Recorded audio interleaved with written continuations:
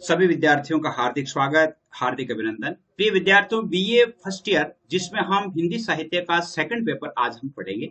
Second paper में आपके हिंदी भाषा एवं साहित्य का इतिहास जो है, तो इसका टॉपिक हम पढ़ेंगे भक्तिकाल, और भक्तिकाल में पढ़ेंगे हम संत काव्य की विशेषताएं। ये संत काव्य की विशेषताओं से संबंधित प्रश्न आपके निश्चित रूप से आया करता है। संत काव्य की विशेषताएं पूछ ली जाती है या एक दो संत कवियों का परिचय पूछ लिया जाता है, तो उसके संबंध में प्रश्न आते हैं। तो आप यानी किस प्रकार आपको लिखना है, उनकी क्या विशेषताएं हैं, इसके बारे में पढ़ेंगे। कल अपन ने आदिकाल को पढ़ा था कि आदिकाल की प्रवृत्तियां क्या क्या है, आदिकाल की विशेषताएं क्या क्या है, आदिकाल के प्रमुख कवि कौन कौन से थे, आदिकाल में कौन कौन सा काव्य लिखा गया, उसके संबंध में अपन ने पढ़ा। और आज हम पढ़ेंगे संत काव्य की विशेषताएं। संत काव्य की विशेषताओं में थोड़ा सा मैं आपको भूमिका के रूप में बता दूं कि अपना जो ये हिंदी साहित्य का इतिहास है, इसको एक पहला जो है आदिकाल कहा गया। आदिकाल जो है 1050 से लेकर के 1375 विक्रम संवत तक रहा। उसके बाद में भक्तिकाल आ जाता है, और भक्तिकाल जो है वो 1375 से लेकर के और 1700 विक्रम संवत तक रहता है। 1700 विक्रम संवत से 1900 तक आगे रीतिकाल चला जाता है, और रीतिकाल के बाद में आधुनिक काल आ जाता है। आधुनिक काल को हम पूरा पढ़ेंगे। आधुनिक काल में जैसे जितने भी युग हैं, जैसे मान लो भारतेंदु युग है, द्विवेदी युग है, छायावाद है, उन सभी की विशेषताओं के बारे में, उनके कवियों के बारे में पढ़ेंगे, क्योंकि अपने इस पेपर से संबंधित है। तो इसलिए आज हम शुरुआत करते हैं संत काव्य की। संत काव्यों में आपने देखा होगा कि जैसे भक्ति काल में काव्य को दो भागों में बांटा गया था। एक तो संत काव्य, और यानी ज्ञान मार्ग की शाखा, और प्रेम मार्ग की शाखा जिसको कह सकते हैं। प्रेम मार्ग की शाखा में जो सूफी कवि आते हैं, सूफी कवियों के बारे में मैंने आपको पहले भी बताया था कि सूफी काव्य की विशेषताएं हम अलग से पढ़ेंगे। आज हम ज्ञान मार्ग की शाखा में जो संत कवि आते हैं, और ज्ञान मार्ग की शाखा में भी यदि हम देखें तो कृष्ण भक्त कवि अलग आते हैं और राम भक्त कवि है वो अलग आते हैं, लेकिन उनकी विशेषताओं को हम शामिल रूप से पढ़ सकते हैं, कृष्ण काव्य और राम काव्य। इस प्रकार तो संत काव्य की विशेषताएं क्या है वो हम देखते हैं। संत काव्य की विशेषताओं में देखिए, सबसे पहले संत काव्य की विशेषताओं में है सर्व समावेशक स्वानुभूत अध्यात्म विचार। ये संत काव्य की पहली विशेषता, सर्व समावेशक स्वानुभूत अध्यात्म विचार। यानी संत काव्य का अध्यात्म विचार शास्त्रों पर आधारित नहीं होकर के संतों का स्वानुभूत है, अर्थात उन्होंने जो खुद अनुभव किया है उस अनुभव का ही अनुभव को उन्होंने लिखा है। अधिकांश संत कवि शास्त्रों से सीधे रूप में परिचित नहीं थे, उनमें से अधिकांश अनपढ़ थे। उनके अध्यात्म विचार पर उन सभी दर्शनों का अपरोक्ष प्रभाव दिखाई देता है जो तत्कालीन जनमानस में व्याप्त था। यानी उनके सर्व समावेशक स्वानुभूत, अब उनके विचारों में अलग अलग क्या क्या विचार थे, कौन कौन से उनके विचार थे। जैसे एक ब्रह्म विचार है। ब्रह्म विचार के संबंध में यदि देखा जाए, संत निर्गुण ब्रह्म के उपासक थे। सगुण और निर्गुण अपन जानते हैं, दो तरह के जो मत प्रचलित है, सगुण और निर्गुण। निर्गुण वाले और सगुण वाले, सगुण कहते हैं कि ईश्वर अवतार लेता है, ईश्वर का रूप होता है, लेकिन निर्गुण कहते हैं कि ईश्वर अवतार नहीं लेता है, ईश्वर अरूप होता है, निरंजन होता है। संत जो है निर्गुण ब्रह्म के उपासक थे। उन्होंने उस ब्रह्म को राम रूप में प्रतिष्ठित कर त्रिगुणातीत और अनिर्वचनीय कहा है, और वह सर्वांतरयामी अर्थात सब जगह, घट घट व्यापी, पाप पुण्य से परे, अजर अमर, भक्त निरंजन, अनादि सर्वशक्तिमान, अपार्थिव, प्रकाश पुंज, अजन्मा आदि विशेषण दिए जा सकते हैं। निर्गुण जो है ब्रह्म जिसको हम कह सकते हैं, तो उनके लिए वो कहते हैं कि ईश्वर घट घट व्यापी है, पाप पुण्य से परे है, अजर है, अमर है, भक्त निरंजन है, और अनादि सर्वशक्तिमान है, प्रकाश पुंज है, अजन्मा है, ये कहा जा सकता है। जैसे कबीर ने अपने काव्य में कहा है, संतों धोखा कासू कहिए, गुण में निर्गुण निर्गुण में गुण है, गुण में निर्गुण निर्गुण में गुण है, और बाट छाड़ क्यों भइये, मतलब रास्ता छोड़ करके क्यों जा रहे हो। अजरा अमर कथे सब कोई, अलख न बढ़ना जाई, और जात स्वरूप वर्ण नहीं जाके घटघट रहे हो समय। अर्थात जिनके ना जाति है ना स्वरूप है, वो प्रत्येक व्यक्ति के यानी कण कण में व्याप्त है। तो ईश्वर जो है वो कण कण में व्याप्त है। ये है संत काव्य की विशेषताओं में समाहित है कि ब्रह्म विचार में। दूसरा है वो आत्म विचार कहते हैं। आत्म विचार का अर्थ है कि संतों ने आत्मा और ब्रह्म दोनों को सदैव एक रूप में माना है। वो कहते हैं कि आत्मा परमात्मा का ही अंश है, आत्मा परमात्मा का ही अंश है, किंतु शरीरबद्ध होने के कारण आत्मा परमात्मा से भिन्न प्रतीत होती है, क्योंकि आत्मा जो होती है वो शरीरबद्ध है, अर्थात शरीर में अवस्थित है। लेकिन परमात्मा जो है बिना शरीर है, इसलिए वो हमें उन्हें हम महसूस कर सकते हैं।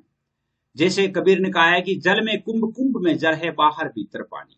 जल में कुंभ और कुंभ में जल है, बाहर भीतर पानी। फूटिया कुंभ जल जड़ ही समान, यद कथा कथि ज्ञानी। मतलब कहने का अर्थ यह है कि कुंभ, कुंभ यानी घड़ा, यानी घड़े में जल है और जल में ही घड़ा है, यानी आत्मा परमात्मा का अंश है। और जब आत्मा निकल जाती है तो परमात्मा में विलीन हो जाती है। जिस प्रकार जो ही घड़ा फूट जाता है, पानी पानी में मिल जाता है, फूटा कुंभ जल जल ही समाना, वो जल जल के समान ही हो जाता है। उसी प्रकार वो मिट्टी नामक तत्वों को छोड़ करके और आत्मा है वो चली जाती है। माया का विचार, माया के बारे में संत काव्य में लिखा है, संतों ने माया को ब्रह्म और आत्मा के बीच अंतराल उपस्थित करने वाले विश्वासघाती माना है। संत कहते हैं कि माया जो है वो ब्रह्म और आत्मा के बीच क्षति डाल देती है, ब्रह्म और आत्मा के बीच अंतराल उपस्थित कर देती है, इसलिए ये विश्वासघाती नहीं है। उन्होंने कहा है कि माया सांपिन सब उसे कनक कामनी को, ब्रह्म विष्णु महेश लो दादू बचन को। यानी कबीर जी कहते हैं कि माया इस प्रकार की सांपिनी है जो कनक कामिनी हो और एक सोने की कामिनी के समान है। ब्रह्म विष्णु महेश लो, ब्रह्मा विष्णु महेश अर्थात किसी भी प्रकार के जो देवता है वो इनसे बचे नहीं है, और जो बचता है वो ईश्वर का, अविनाशी ईश्वर की सेवा करने वाला ही व्यक्ति बच सकता है। तीसरा, इन्होंने जगत की कल्पना की है। संतों ने जो कुछ दृश्यमान है उससे जगत माना है।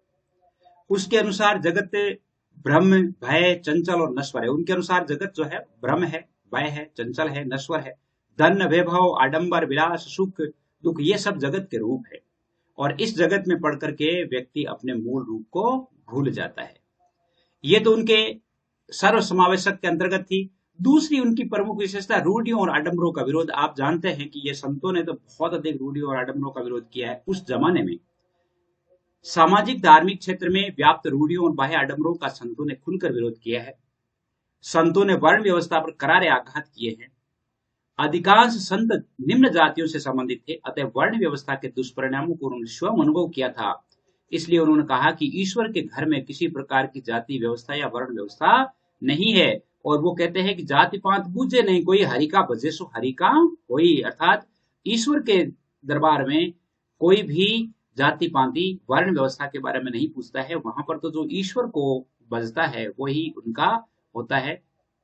वर्ण व्यवस्था का भी उन्होंने विरोध किया था, और वो कहते हैं कि एक एक ज्योति में सब उत्पन्ना की ब्राह्मण का शुद्धा। मतलब क्या तो ब्राह्मण है, क्या शूद्र है, सारे के सारे जो है वो एक ही इस मानव जाति में आए हैं। तो यहाँ जिसने जन्म लिया है, जो जन्मता है मरता है, इसका अर्थ है कि मनुष्य मनुष्य समान है। धर्म के बाह्य आडंबरों का विरोध किया है उन्होंने। धर्म के जो बाहरी आडंबर है, दिखावा करने वाले हैं, उनका विरोध किया है।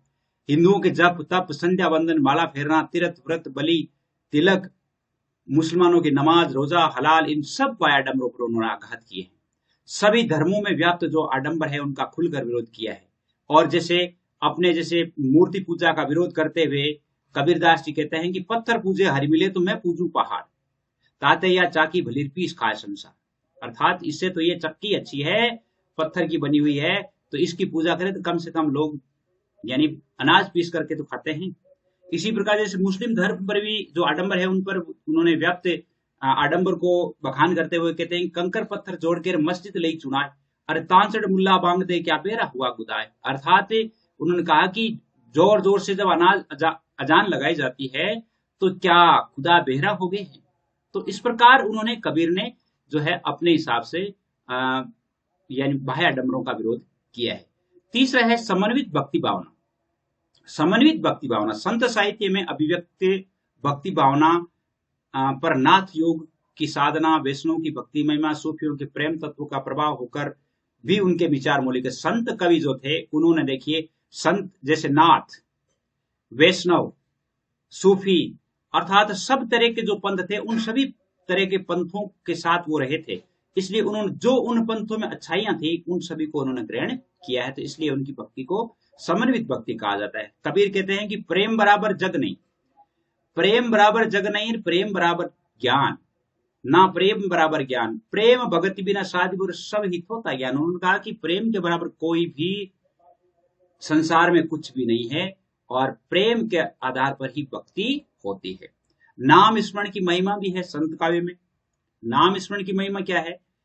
नाम तत्व संत काव्य की विरचना का एक विशेष अंग है और संत काव्य में वर्णित राम नाम की साधना एक प्रकार की मंत्र साधना है, जिसका गुरु मंत्र स्वामी रामानंद ने कबीर को दिया था। रामानंद ने कबीर को दिया था। और नाम साधना का परम तत्व हमारी प्राण शक्ति के साथ घुल मिल नहीं जाता, तब तक वह शब्द ज्ञान मात्र ही रहता है। यानी ये कहते हैं कि जब वो मंत्र है वो हमारे शरीर के साथ घुल नहीं जाता, तब तक हमारा इस संसार से मोह भंग नहीं होता है। इसीलिए कबीर जी कहते हैं कि सुमिरन ऐसा कीजिए रे दूजा लखे न कोई, होठ न फरकत देखिए रे प्रेम राखिए कोई। यानी उन्होंने कहा है कि सुमिरन ऐसा कीजिए, अर्थात ईश्वर का स्मरण करते समय दूसरे को पता ही नहीं चले कि ये ईश्वर को स्मरण कर रहा है। होठ न फरकत देखिए, अर्थात होठ भी नहीं फड़कते हैं। प्रेम ही राखिए गोय, अर्थात अपने मन में ही वो प्रेम को महत्व देते हैं और प्रेम को महत्व देकर के वो कहते हैं। अब जैसे माला तो कर में फिरे, जीभ फिरे मुख माए, मनवा तो 34 फिरे, ये तो सुमिरन आए। वो कहते हैं कि माला तो जैसे हाथ में लिए हुए माला फेर रहे हैं, लेकिन हमारा मन जो है वो कई सांसारिक साधनाओं में लगा हुआ है। तो फिर जीभ तो मुंह में अपना काम कर रही है, माला अपने हाथ में फिर रही है, लेकिन अपना मन जो है वो चारों दिशाओं में फिर रहा है। जब तक हम अपने मन को नहीं जीतेंगे, तब तक वो सुमिरन संतों ने नहीं माना है। 5वां है सतगुरु की महिमा। अब सतगुरु की महिमा में देखिए, विश्व का शायद ही कोई ऐसा ग्रंथ हो जिसमें गुरु महिमा का गान नहीं हुआ, अर्थात गुरु तो है ही। हिंदी संत काव्य में गुरु महत्व की एक सुदीर्घ परंपरा रही है। लगभग सभी संतों ने गुरु महिमा का बखान किया है। यानी गुरु के बारे में तो बहुत कुछ है। कबीरदास जी ने तो बहुत कुछ कहा है। जैसे गुरु गोविंद दो खड़े के लागू पा, बलिहारी गुरु आपने गोविंद दियो बता, अर्थात गुरु पर ही हमें बलिहारी जाना चाहिए, जो हमें भगवान प्राप्ति का रास्ता दिखाते हैं, भगवत प्राप्ति का रास्ता दिखाते हैं, परमात्मा को प्राप्त करने का रास्ता दिखाते हैं। तो सबसे बड़े हमारे लिए गुरु ही है। तो गुरु और गोविंद है, दोनों खड़े हैं, अर्थात गुरु के माध्यम से ही हम ईश्वर को प्राप्त कर सकते हैं। और कहा जाता है कि गुरु भी हमारा अच्छा होना चाहिए। जब अच्छा गुरु नहीं होता है तो वही बात होती है कि जाका गुरु अंधलार चेला खरा निरंत, अंधा अंधे ठेलियार दोनों कूप पड़ंत, अर्थात अंधे गुरु के शिष्य भी अंधे ही होते हैं। और वो अंधा जब अंधे को ठेलता है तो वो दोनों क्या होते हैं? कुएं में पड़ जाते हैं, अर्थात उनका कल्याण संभव नहीं है। तो गुरु के बारे में तो जैसे बहुत अधिक उन्होंने कहा है। यानी गुरु कुमार शिष्य कुंभ है, घड़गड़ काटे कोट, अंतर हाथ सहार देर बाहर बाहे चोट। यानी इस प्रकार के बहुत सारे दो हैं जिनमें उन्होंने गुरु महिमा का वर्णन किया है। 6ठी है रहस्य भक्ति की या रहस्य भावना की अभिव्यक्ति। रहस्य जो है जिसके बारे में हम जान नहीं पाते, उसकी भी अभिव्यक्ति उन्होंने की है। ब्रह्म के आध्यात्मिक स्वरूप की आत्मा की भावात्मक ऐक्यानुभूति का प्रकाशन जो है रहस्यवाद होता है। ब्रह्म का आध्यात्मिक स्वरूप जब हमारी आत्मा की भावात्मक शक्ति के माध्यम से एक हो जाता है तो वो क्या कहलाता है? रहस्यवाद कहलाता है। रहस्यवाद के बारे में यानी जब साधक भावना के सारे आध्यात्मिक सत्ता की रहस्यमय अनुभूतियों को वाणी के द्वारा शब्द में चित्रों में संजो कर रखने लगता है, सजा कर रखने लगता है, तभी साहित्य में रहस्यवाद की सृष्टि होती है। रहस्यवाद के बारे में वो अलग अलग बताया। जैसे प्रेम मूलक रहस्यवाद। प्रेम मूलक रहस्यवाद में वो कहते हैं कि बहुत दिनन में प्रीतम आए, भाग बड़े घर बैठे पाए, मंगलाचार माही मन राखो, राम रसायन रसना चाखो, मंदिर माए भया उजियारा, ले सुती अपना पीयू पियारा। यानी प्रेम मूलक, ईश्वर से हमें प्रेम के माध्यम से ईश्वर है वो हमें प्राप्त हो जाते हैं। योगिक क्रिया के माध्यम से भी उन्होंने बताया कि तलकर शाखा ऊपर कर मूल, बहुत बांध जड़ लागे फूल। तलकर शाखा अर्थात शाखाएं नीची कर दी और जड़ को ऊपर कर दिया, तब क्या है कि बहुत अधिक फूल लगे। तो ये उल्टी वाणी है। 7वां है शांत और श्रृंगार रस की अबाधित धारा। शांत और श्रृंगार रस की अबाधित धारा। लगभग संत काव्य शास्त्रीय परंपरा जो मीमांसा से अनभिज्ञ थे, लगभग सभी संत काव्य शास्त्रीय रस मीमांसा से अनभिज्ञ थे, परंतु उनका काव्य सभी रसों से आप्लावित है, सराबोर है। उनके काव्य में अपनी अनुभूति की प्रामाणिक अभिव्यक्ति है। संत काव्य में प्रधानता शांत रस की है। चेतावनी और उपदेश की वाणियों में शांत रस है। उनमें कौन सा रस है? शांत रस है। उनकी भाषा देख लीजिए, सदुकड़ी भाषा है। संत काव्य की विशेषताओं में भाषा कौन सी है? सदुकड़ी है। संतों ने जन बोलियों में अपनी अनुभूतियों को अभिव्यक्त किया है। और संत जो थे तो वो पूरे भारत में घुमा करते थे। अब पूरे भारत में घूम करके और उन्होंने क्या है कि हर एक अंचल का शब्द है वो उनकी वाणी में उनकी भाषा में समाहित हो जाता है तो उस भाषा को हम पंचमेल खिचड़ी भी कह सकते हैं। इसीलिए तो हजारी प्रसाद द्विवेदी ने इनको यानी वाणी का डिक्टेटर कहा था। और इसके बारे में कहा है कि संस्कृत है कूप जल भाषा बहता नीर, यानी संस्कृत तो है वो कुएं का जल है, भाषा बहता नीर, भाषा सतगुरु सहित है और सतमत गहिर गंभीर। भाषा जो है सतगुरु सहित है, अर्थात सत्य का ज्ञान कराने वाली ही भाषा ही है। संत कवि भ्रमणशील थे, इसलिए उनकी काव्य में पंजाबी, अवधी, ब्रज, राजस्थानी, मैथिली, बुंदेली ये सभी प्रादेशिक भाषाओं के शब्द आ जाते हैं और अरबी फारसी के शब्द भी उनके काव्य में देखने को मिलते हैं। इसीलिए इनकी भाषा को सदुखड़ी भाषा कहा जाती है, सदुखड़ी भाषा कही जाती है। इसके बाद है छंद प्रयोग। अपने विचारों की अभिव्यक्ति के लिए संतों ने साखी, शब्द, छंदों का प्रयोग किया है। इसके अतिरिक्त रमेणी, चौपाई, कवित, सार, वसंत आदि छंदों का भी प्रयोग हुआ है। सुंदरदास को छोड़कर के अन्य संत है वो छंद शास्त्र से अनभिज्ञ थे। सुंदरदास तो पढ़े लिखे थे, लेकिन अन्य जितने भी जो संत कवि थे वो सारे के सारे संत कवि है वो इस छंद शास्त्र को जानते नहीं थे, लेकिन अनायास ही उनके काव्य में इनका प्रयोग हो गया है। 10वां है अलंकारों का सहज और अनायास प्रयोग। छंदों के समान ही संतों के काव्य में विभिन्न अलंकार अनायास ही आ गए हैं, जैसे रूपक है, उपमा है, दृष्टांत है, उत्प्रेक्षा है, यमक है, अतिशोक्ति है, ये सारे अलंकार है इनके काव्यों में आ गए हैं।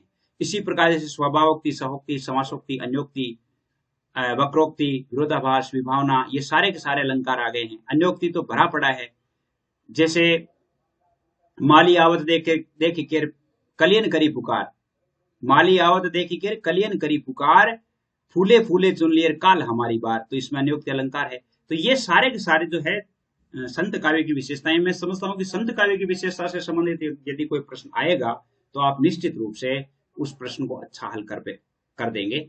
अगर चैनल पसंद आता है तो सब्सक्राइब कीजिएगा, ताकि जब भी वीडियो अपलोड होता है तो आपके मोबाइल पर उसका डिस्क्रिप्शन आ जाए, उसका नोटिफिकेशन आ जाए।